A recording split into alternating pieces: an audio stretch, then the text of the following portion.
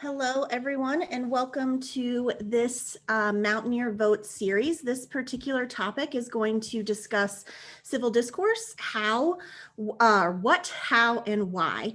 And before we get started, I would like my panelists today to introduce themselves, and we can start with Joel. Yes, my name is Joel Beeson. I'm a professor in the Reed College of Media, and I teach media law and ethics. All right, Marjorie. My name is Marjorie Fuller. I'm the director of the Center for Black Culture and Research here at WVU, and I also teach in the Women's Studies Department. I teach the Black woman. All right, Matt. Hi, I'm Matt Jacobsmeyer. I'm an associate professor in the Department of Political Science. I also currently direct the graduate program for the department. Most of my research is in American politics. Probably most of my research is in the area of race and ethnicity in politics, but I also published some research in religion and politics. So the kinds of things that some people say that you don't discuss in polite company, those are the things that I discuss in class. All right, and I want to thank them so much for being here and sharing their expertise with them, and I am very excited to learn along with you all today some of their tips for how to engage in civil discourse. But I am Samantha Godby. I am also a member of the political science faculty, but my main job on campus is the debate coach for the intercollegiate policy debate team we have at West Virginia University. So I spend most of my weekends teaching students how to argue with people all over the country. We compete against schools like Cornell and James Madison and literally almost any college you can think of. So as we move along this program, I'm going to try and give you some tips that you can use to engage in civil discourse in any sort of situation that you may need. So what is civil discourse? And this is going to be something that has a lot of different definitions. There are two definitions that I'm putting on the sort of presentation here. And one of the ones that I kind of think of as sort of a legal definition, right? The Supreme Court is actually going to define civil discourse for us as a robust, honest, and frank conversation or constructive dialogue with deliberation that seeks to, advance public interest. Now, it may seem, silly that you and your friends are having a conversation or having a debate and you're advancing public interest, but the goal is that you formulate ideas and you use that information to vote or use that information to engage in any type of public or political participation as possible.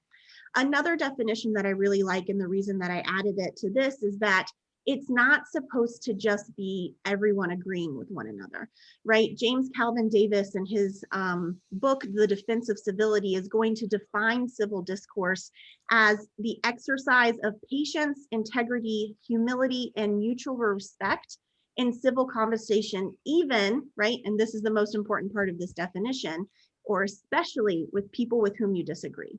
Right? The goal of discourse and the goal of debate and the goal of dialogue isn't necessarily to agree with everyone, right? But to have mutual understanding and respect for different ideas and different, ways of thinking. So though that there's many different definitions out there, these definitely won't be the only ones that you'll find if you do a quick Google search. Many do conclude with kind of the same general idea.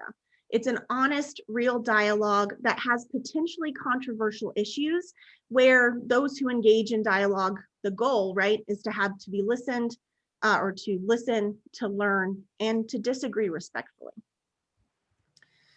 Now, I'm not going to go through necessarily everything on this list, but something that's important to note is when we talk about what civil discourse is, we're not necessarily just talking about, a conversation you're having with your friend about where to go to dinner, right? Or what your weekend plans are, right? We're talking about discourse that involves some sort of substantive idea, right?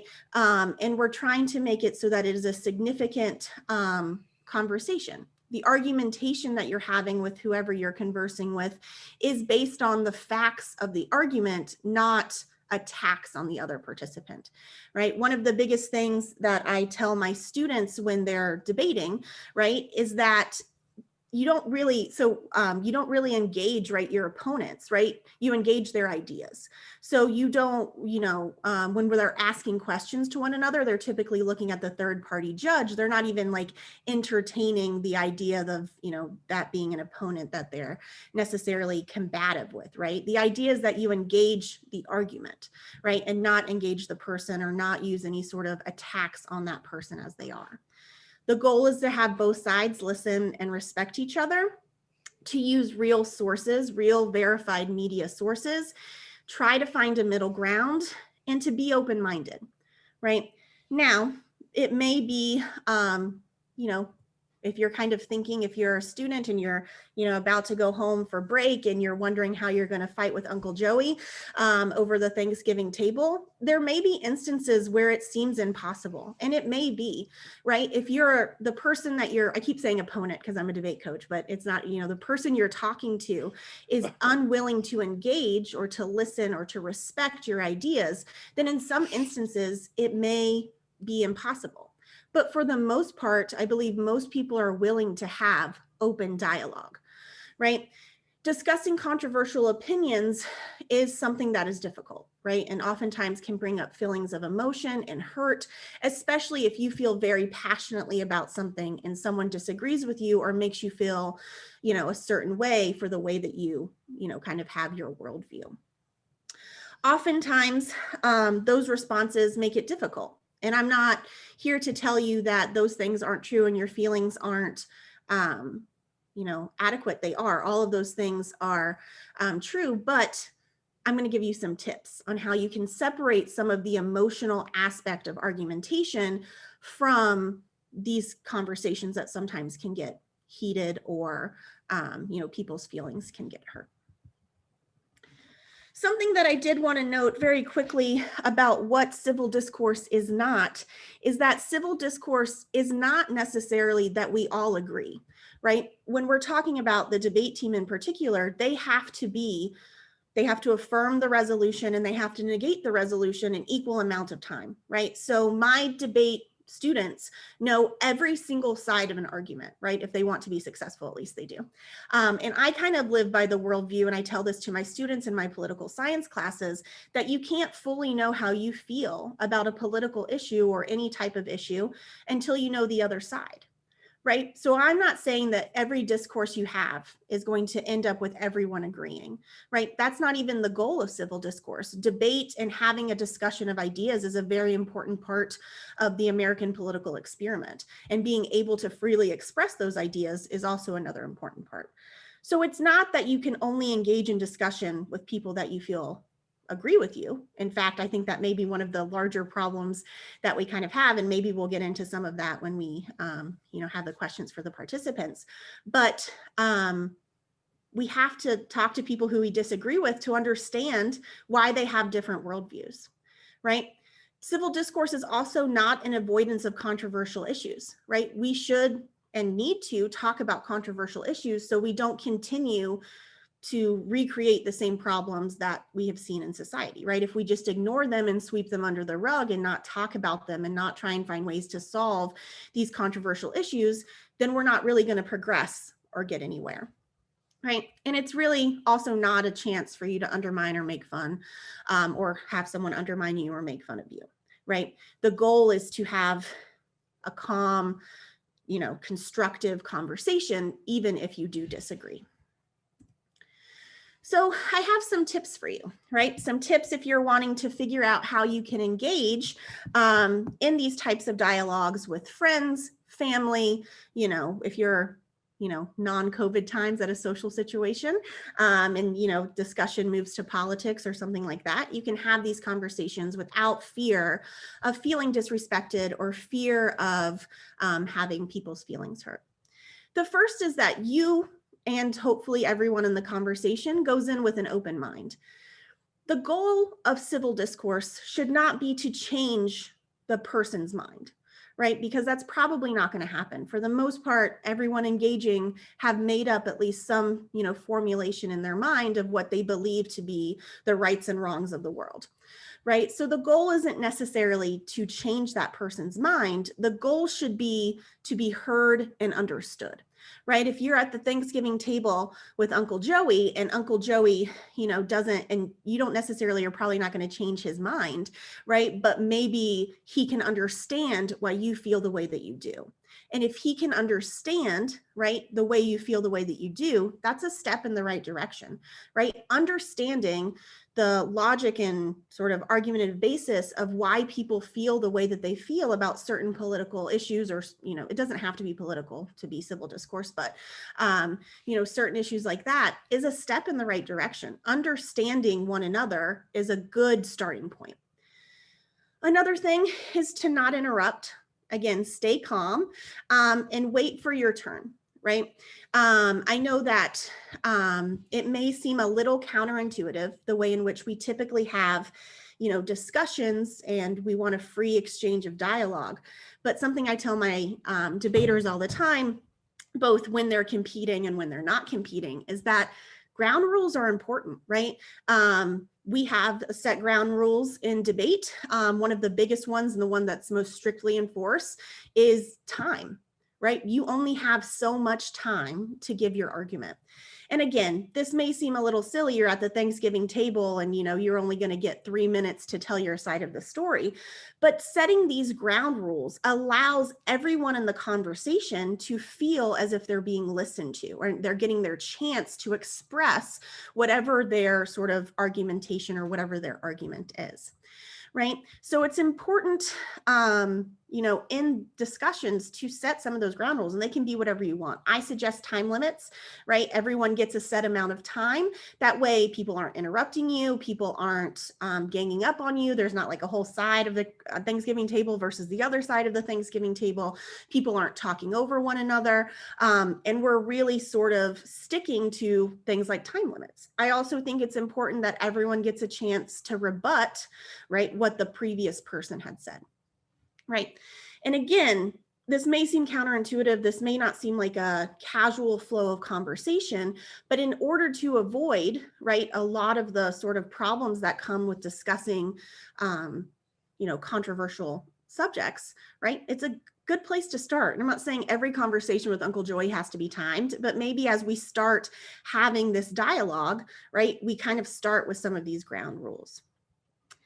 Again, the goal isn't to change necessarily someone's mind, but for them to understand why you feel the way that you feel about whatever the issue may be.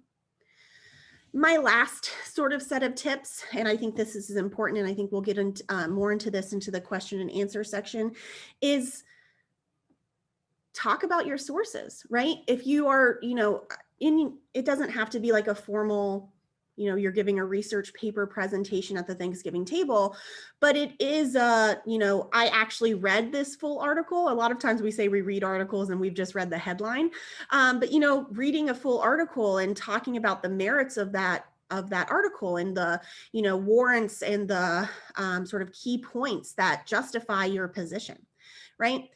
And I also, one of the biggest things I think debate does, and as a whole, is it's a really easy way to teach students what is a real source and what is not a real source. Because if a student does research and it's not a real source, right, the other team's going to call them out on that, and that piece of evidence or that research is going to get thrown out.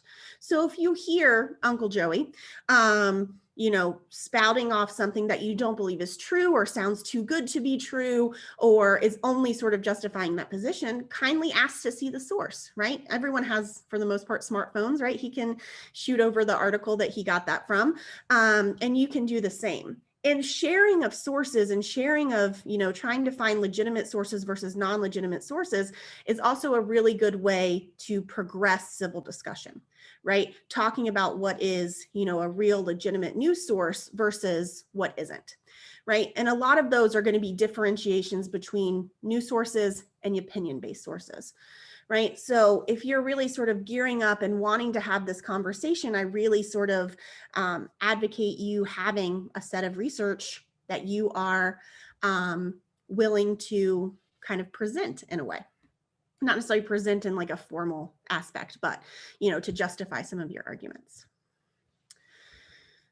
So I'm going to ask my panelists this question in a second, but I'm going to give you my answer early on why I believe that we should strive for civil discourse, right? The structure of the university can really only thrive in a world where we have an exchange of ideas. If we think about a lot of the different disciplines within the university, we're not just learning one path, right? In your political science, your philosophy, your communication, your engineering classes, you're not just learning one way to do something, right? We're learning multiple ways to do something, or multiple different ways which you can approach problems, right? There are real world problems that theoretically your college degree is helping you learn how to solve, right? And learning how to solve problems typically takes more than just one opinion, right? Some of the best solutions we've had to critical problems come from a combination of opinions, right? So in order to really know the best policy put forth to solve X, right, you typically need more than just one person's opinion. So finding compromise and finding the ability to understand the pros and cons of different sort of arguments is an important thing for kind of the future. And then this is sort of a good segue to the next section of our little webinar, our Mountaineer Vote series, where I am going to ask the participants a series of questions that deals with their expertise. And so we'll go ahead and get started. And the question is sort of, why do you think civil discourse is important? I'm going to stop sharing my screen too. And let's start with Joel, if you don't mind. Why do you think civil discourse is important?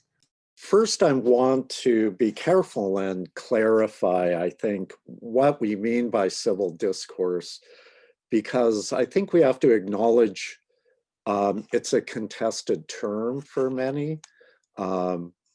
So for example, when calls for civil discourse are directed at minority groups who are speaking to injustice, it can be used in a way that shuts down civil discourse, right? The sort of understanding.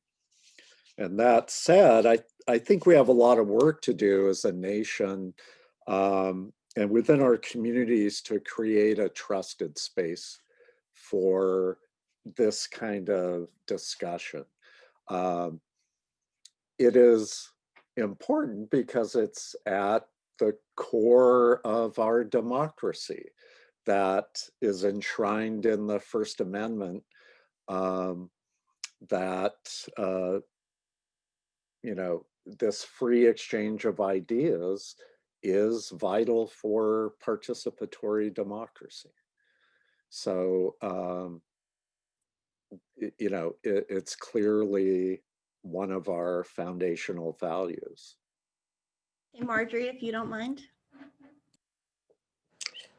I totally agree with what Joel is saying. And in my field, where emotions do run high when we have discourse, in the courses that I teach, it's very important to establish, as you were saying earlier, those rules. But if we think in terms of civil discourse in general and why it's important for us to have it, if you think about our society, I mean, the foundation of our society is about its members being able to communicate with one another.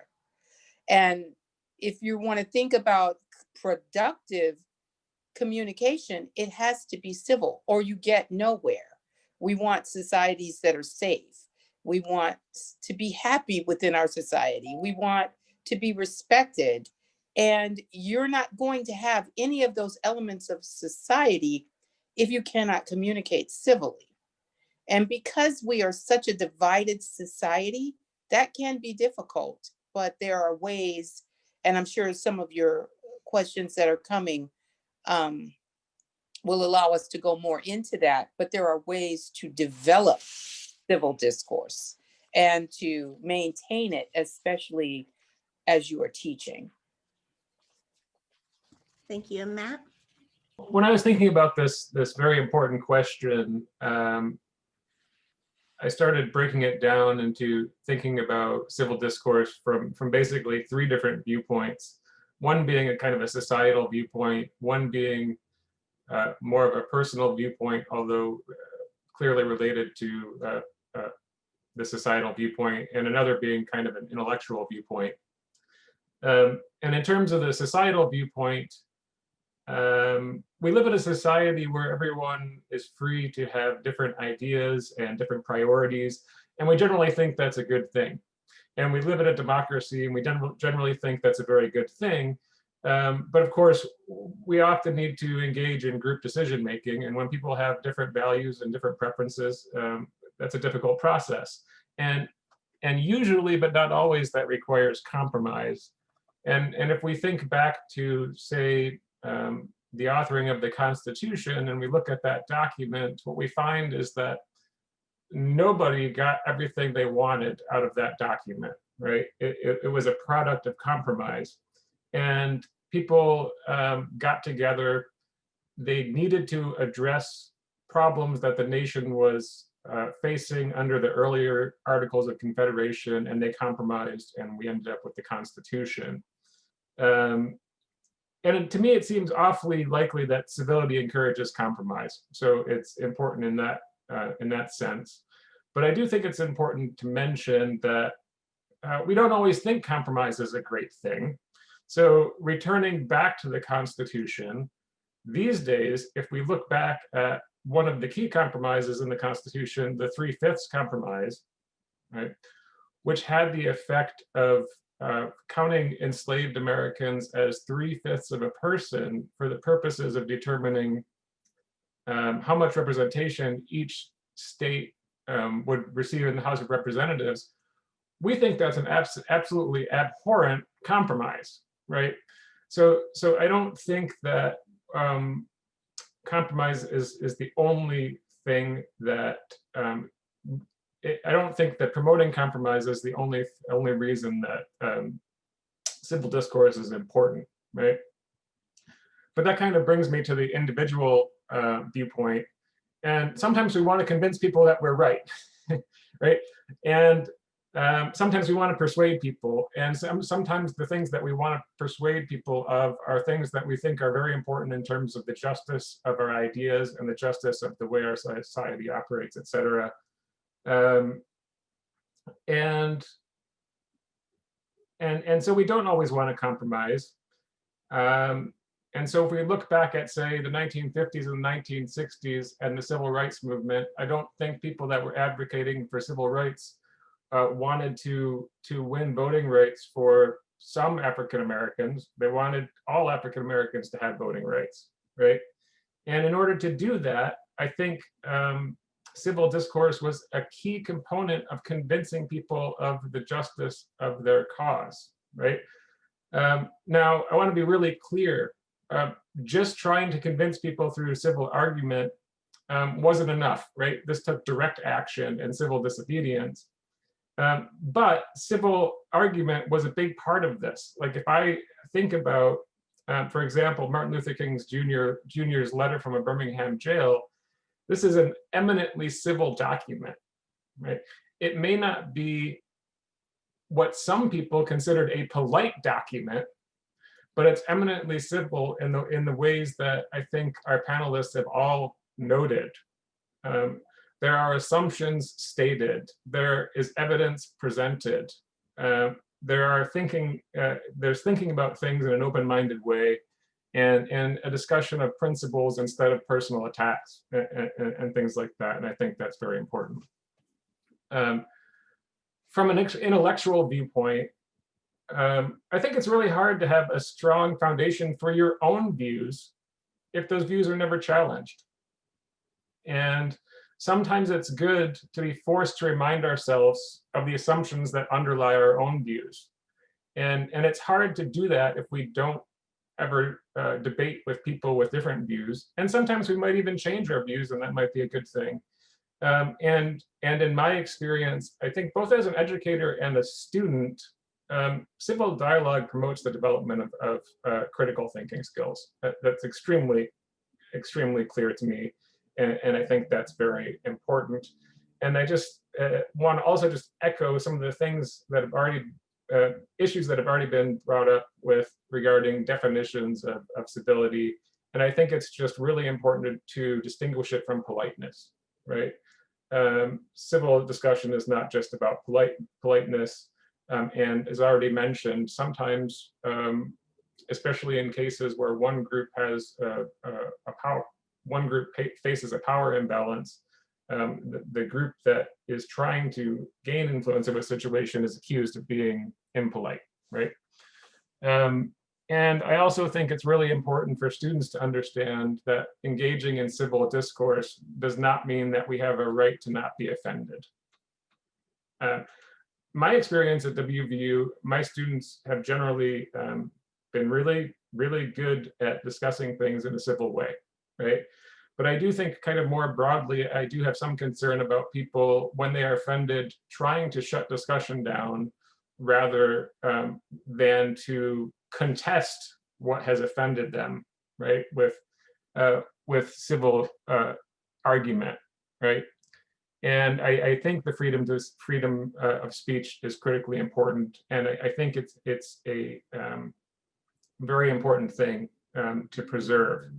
Now, I think students have a right in a university setting to not feel threatened, right? And students have a right to be able to express their views, but I do think it's really important to resist the temptation to shut discussion down when someone becomes offended. Now, just to be clear, I do think there are cases in which other responses may be warranted, right? There are some extreme cases where that may be the case, but I think we want to preserve the ability for students to have civil discourse, and I think that's just really critical. Thank you all for that. I would like to start with Joel. Or not start, we've already started, but I would like to continue. I, like I said, teach political science classes. I teach Intro to American Government, and I try and put out these like little opinion kind of thought questions to my students just to kind of feel how they're feeling. And I have noticed, I've been teaching this class for about 3 or 4 years now, and I have noticed each year when I ask them if they trust the media, more people say no than they say yes. And that has continued to sort of progress, including this last semester where I had, I think it was 38 out of 50 students say that they didn't. So what kind of is the role of journalism? How can we, with sort of the attacks that come with the idea of media being, one way or the other or can't be trusted, how can media be used in civil discourse in a way that helps better or helps students or people, citizens, better engage in these types of discourses that we're looking for? I think journalism, from the perspective of journalists and educators, should strive to be a community anchor for this kind of civil discourse. Engaged journalism that effectively establishes trust in the public, can serve and help community members sort of engage in this, bridging differences process of doing it. It's rooted in trusted, factual information, and also allows diverse perspectives and challenging how media frames narratives. Because if we're going to, expect that kind of civil discourse, which is has to be based on some amount of trust in, that there is a discoverable, objective reality, right? And while noting that that is still grounded in experience of different groups, right? Different historical experiences, different systemic experiences. And so I think it shouldn't just support, civil discourse, but should be engaged in that process itself, because if we're just, with our megaphone, just telling people what they should care about or understand, we're not engaging in that process either. that process of deliberation. So I think that's really key to what journalism should ideally be. Thank you very much. Marjorie, I have a question for you, particularly since you teach a lot of classes that you've talked about having these discussions that can sometimes get, complex. How can we bridge the gap on issues that people disagree on that invoke strong feelings of emotion, right? So what are some tips, not even just for students, but for professors who want to engage in conversations, things such as like civil rights and racism and sexism and all of those types of things, knowing that there will be some students who are emotionally affected by that? Yeah. Well, I guess I'll start talking about that by deferring to my hero, the timeless voice of James Baldwin, who said, "We can disagree and still love each other. Unless your disagreement is rooted in my oppression and denial of my humanity and right to exist." So yeah, I like to start defining things and determining how to navigate my classroom by, defining what they are not. And so you kind of, alluded to this earlier, well, stated in your presentation, but the central theme of disrespectful discourse is that it employs tactics that are kind of designed to dismiss the other person rather than engage with the other argument. In civil discourse, you attack the argument, not the person making it. And what I do in my classroom is we do set up those ground rules. You cannot start, and it's really pretty basic for some of us, no profanity, no name calling, no yelling.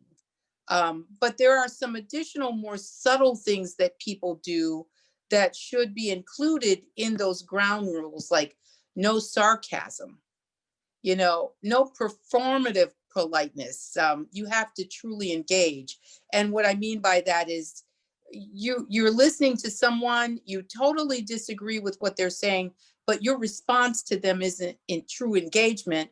It's something to the effect of, well, okay, or if you say so.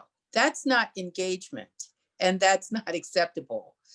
No negative body language, no sighing, no eye rolling, no turning away from the conversation. And I will admit that has been somewhat difficult for me over the years, as some of these responses can be almost automatic, almost unconscious, but they can still be mentioned so that people can be conscious of them and make sure that they are taking what everyone is saying into account. What I have found over the years also in dealing with students in these kinds of contentious conversations is that when you're setting these ground rules, you let the students be a part of them. If they have a say in what is and is not acceptable during the discourse that's happening, then they will police and monitor, I shouldn't say police, but monitor that classroom themselves. And you don't really have to say too much. They'll say, we decided as a group that these are not acceptable comments or behaviors. And they will bring the conversation back themselves to where it needs to be. You're prepared, of course, to do that. But when it happens organically like that with your students, it's more effective. I think, when we're talking about like what Baldwin said about you're welcome to have your opinion, say anything you want, as long as it isn't grounded in my oppression, in my being dehumanized. And one of our presenters earlier said in that 3/5 mentality, then we can have that discussion. And one of the people I remember that I so admired that left an impression on me during one of his conversations was the late John McCain. He and Barack Obama could not have agreed less on issues of policy and ideology. But I remember watching, and one of his constituents at one of his events started to kind of defame Obama in a way that was really negative. And, you know, John McCain would not tolerate it. You know, he stood up and he told her, no, you know, he said, we disagree, but he's a good man, he's a family man, and I admired that. Now, some might say that not agreeing to entertain that kind of rhetoric lost him the election, and unfortunately, that may well be true. But certainly, being remembered as a man who had that kind of character, you know, a decent man, an honest man, would be more important to someone like him than winning, you know. And I'm saying that not really knowing that, but I believe that to be true. I believe that to be true of people who believe in civil discourse. There are people that you are never going to come to a consensus with. That's just true. But that doesn't mean you can't have discussions that are civil.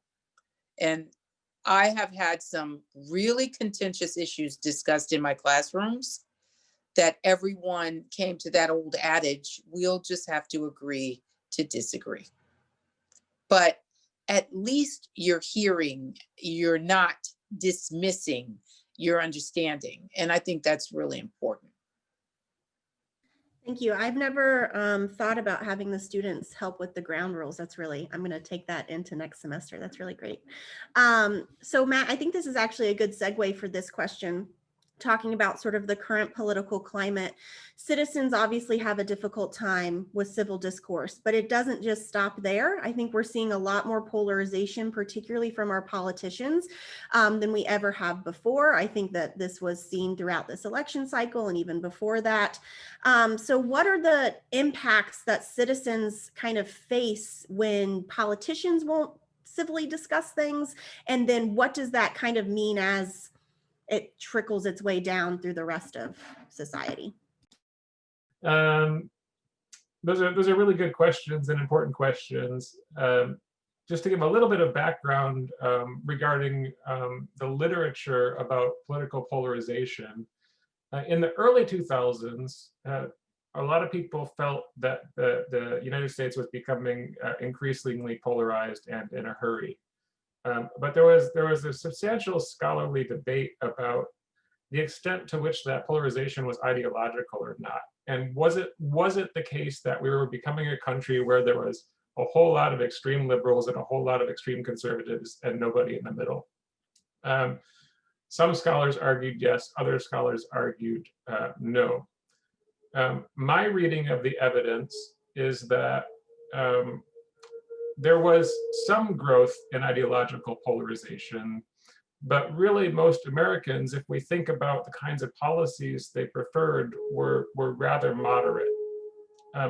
Now, since then, what we've seen is what I would consider a great agreement among scholars instead of a controversy. We've seen the growth of what we now call effective polarization. And effective polarization is not about issues, it's about groups and group identities and group memberships. And what we see, almost everybody agrees that on average, Democrats dislike Republicans more and Republicans dislike Democrats more than they did in the past. But it's important to note that this is not about policy, right? We tend to be disliking people who identified themselves with the other party for, I would say, more even kind of social identity type reasons. So the literature is progressing really fast as far as trying to identify what are the effects of that kind of effective polarization. And I think some of the effects are really clear and others are more subtle.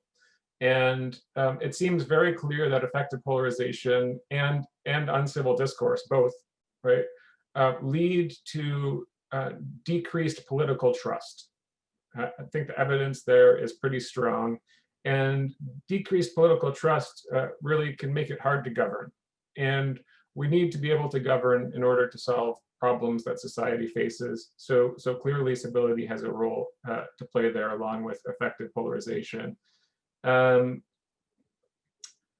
So I think that's very important. Now, on the other hand, there's some interesting evidence that suggests that people who are less civil in their political discussions and who are effectively polarized might actually participate in politics more than those who are less polarized. Generally, we think that people participating in the democratic process is a good thing, and we like to encourage political participation. But maybe all kinds of political participation aren't the same, and having people participate who have no desire to hear other people's views, or have decided that they have no interest in having civil discourse, those types of people participating in politics might have very different effects than less polarized people participating in politics. So I feel like I've talked a lot here. Maybe if possible, I'd like to come back to the question about politicians, which I think is another important question, a little bit later, if I can give some other folks a chance to say a bit more. All right, Joe, I'm going to come back to you. So we kind of talked about the media and the role, and then there's a lot of sort of discussion and dialogue around this idea of sort of fake news, right? If anyone hears something that they don't believe with, oftentimes it's tagged fake news, even if it's not fake and it's real, sort of, and there's like evidence of the claim. So what sort of tips can you give on how to ensure the credibility of the news that either you're citing or the person that you're having a conversation with is citing, and how can people use that to their, I don't know if advantage is the right word, but use that as a tool in engaging these different types of discourses? So that's a question that really dominates and sort of stalls discussion at this point. We have a lot of work to do, because the notion of fake news has been politicized and weaponized. And we have to understand what those kind of rhetorical strategies are, as well as understanding how propaganda is, amplified online, especially in social media spaces, which is, online and in social media is where the majority of people are getting their information. And so, it's going to take time and focused effort. I think, I teach media ethics, and one of our sort of key philosophers in that is Cicely Bach, who says the basics of any kind of ethical decision or, ethical path or practice has to be based on two things. One is social trust, meaning we have that trust that other people are, doing it in the, they have similar values in terms of the outcome they're looking at. I think the other part of it, she says, is empathy. And I think that's something that our media ecosystem that we have now, both of those things are imperiled, basically, because of the economic model that has developed with social media, because the economic model is to keep you there as long as possible in order to mine your behavior and mine your choices and all of those things, so that they can sell you as a product to advertisers. And so what they found is what keeps you on the screen are things that trigger your kind of more animal instincts, right? The things that outrage you, the things that titillate you, the things that make you angry or afraid or whatever. And I think we have to decide, what kind of media system we want, right? What kind of media system will enhance participatory democracy rather than all of us doing things that are benefiting someone else in the system. And so there's a lot to understand about this technology. And I think, understanding that will help you to navigate a system that's so full of disinformation, misinformation, and, sort of weaponized narratives. And certainly,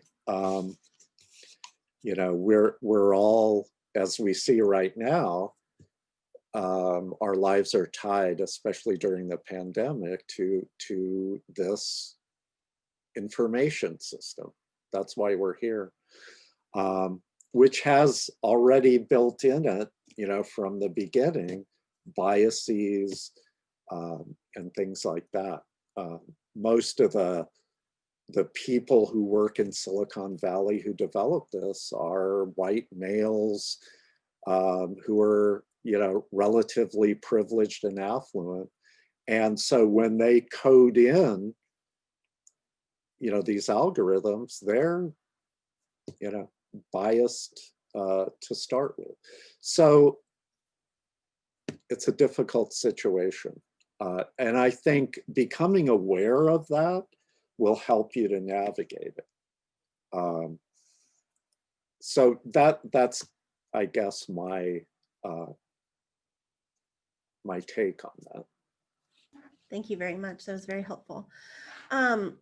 So Marjorie, I kind of have a loaded question for you here. It's a little complex, but when I was thinking about this presentation, I was thinking what happened in classrooms. When I first started teaching as a graduate student, I really shied away from having any type of real controversial topics because I was worried about particularly students of color feeling like they weren't represented or weren't able to sort of have a say-so, particularly since most classrooms, they are outnumbered. And I want to make sure as professors and students, we really talk. I don't think it does a service to students to not talk about controversial issues. I think that we won't really get anywhere. So I kind of, regret that in my early teaching days. But what suggestions can you give students as well as professors in trying to navigate these situations? And some of this you've already touched on, but particularly if the conversation turns in a way it shouldn't. And maybe that wasn't the intention of the students or the intention of the conversation, but I have been in classrooms before where the conversation switches, and oftentimes, I know we've talked a little bit about what is offensive and what is not offensive, but comes to a point where it would be offensive even if that wasn't their intention, particularly around sort of hateful speech or using the wrong words or making sure that we protect students who are at risk of that in these sort of conversations. I know that was kind of, I rambled a little, but hopefully. Well, that is, I have to honestly say that is the $1 million question, because I've often said that one of my goals is, as a professional, is to see some education given to really young children as they enter school on racial attitudes about the LGBTQ community, etc., that they get while they're young. Because if they get to a certain age, even the age that they are, when we get them here at WVU and other institutions across the nation, many of their attitudes and ideas and perceptions are already set. You know, people have attitudes that are ingrained that are hard to fathom. And they do become set in stone from when they were young. So I have always felt that we should start a little earlier, you know, educating our communities about these issues. And when I've listened to my elders talk, you know, as a child, listening to conversations that I wasn't supposed to hear, but, you know, little rabbits have big ears. I would hear them talk sometimes about things that were going on in the nation. And that was a long time ago when I was a little girl. So it was during the civil rights movement. And they would say things like, talking to some people is futile. You know, their beliefs are too impenetrable. They're like talking to a brick wall, you know, and we know that it can be very difficult to change hearts and minds. So when we're dealing with people in the classroom, even young people, we have to remember that many of these things they already believe. They may be a little bit more open than the generation before them to learning, but you're not talking to, you know, tabula rasa. So you have to bear that in mind as you approach topics and be prepared to put up roadblocks to people feeling disenfranchised in the classroom, feeling attacked in the classroom. And those ground rules that I talked about matter, but also what you have to do is establish what is true, you know, what is real. Like Joel was saying, you know, we can't have discourse, productive discourse, without establishing these things. We have to be clear about the fact that there are no versions of the truth. You know, there's the truth. There aren't any alternative facts. There are facts. And these truths, you know, like with establishing the rules of conduct in a classroom, these truths can be established by your class. And rules dealing with these truths can be established as well.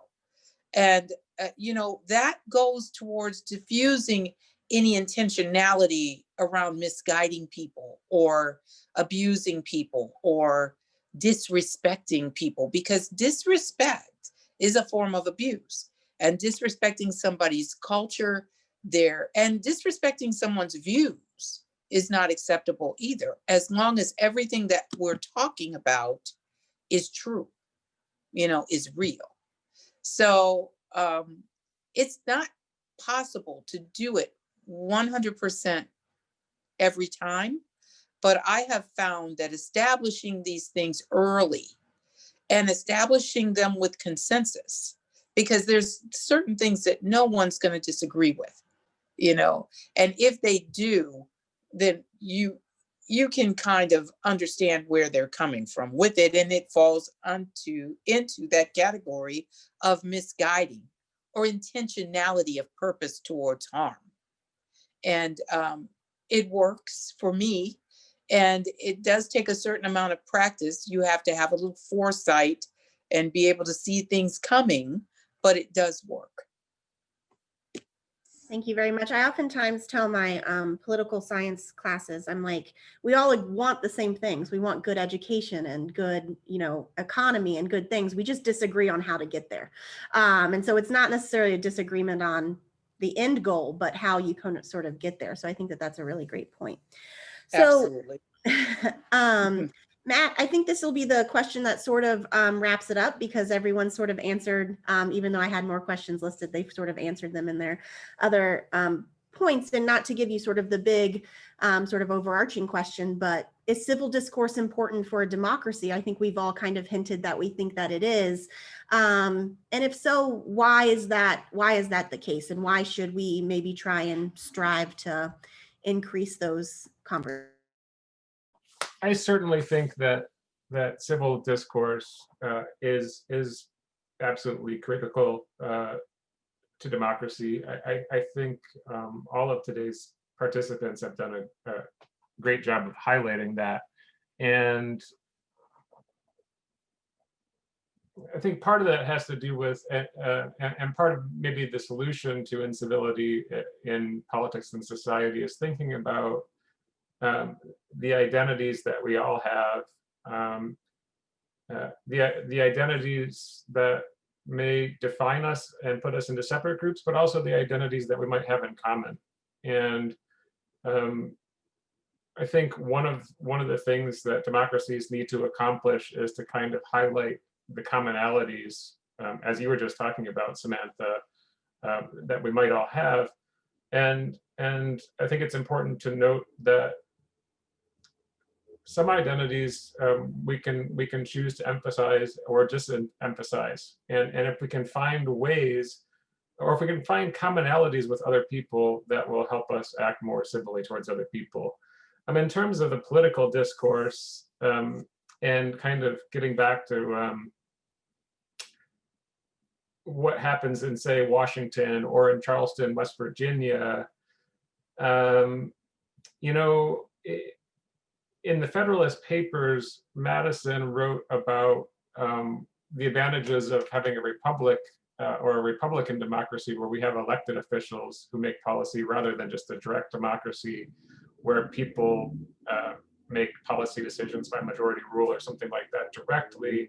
And I'm gonna just read a short quote from him. He thought that if we delegated authority to elected representatives, that would refine and enlarge the public views by passing them through the medium of the chosen body of citizens whose wisdom may best discern the true interest of the country, and whose patriotism and love of justice will be at least likely to sacrifice it to will be least likely to sacrifice it to temporary or partial considerations. Okay?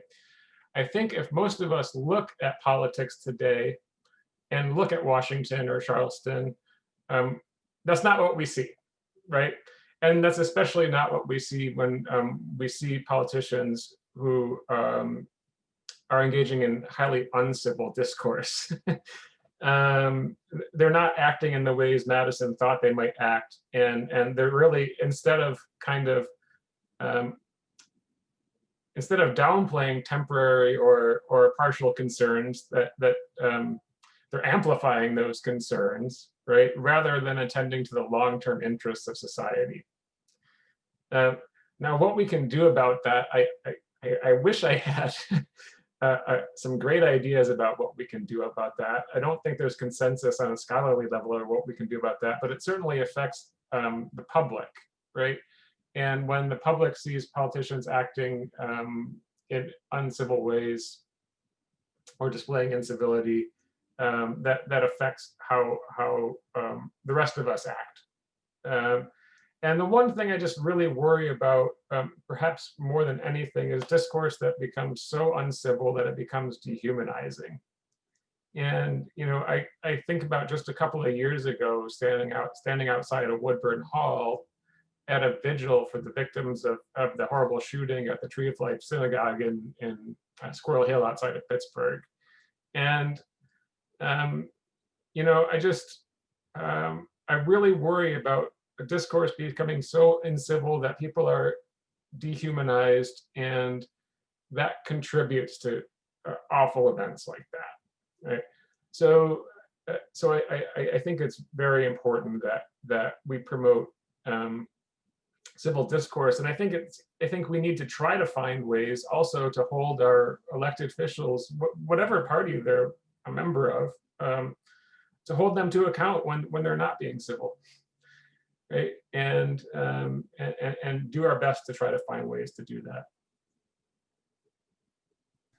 All right, well, thank you to my panelists so much for, I don't know if you're my panelists, but the panelists on this discussion, for sharing your expertise with us. I had the easy job of just asking questions, but I know I learned a lot, and I'm sure the people watching also are learning a lot. I want to thank you for watching, and hopefully this can be a start to encouraging either professors or students to engage in more civil discussions in the classroom, because maybe that's sort of where it starts. And like Marjorie said earlier, maybe we can even encourage that to start earlier in the education process, not just once they get to college. But thank you again for watching, and I hope you all have a great holiday break.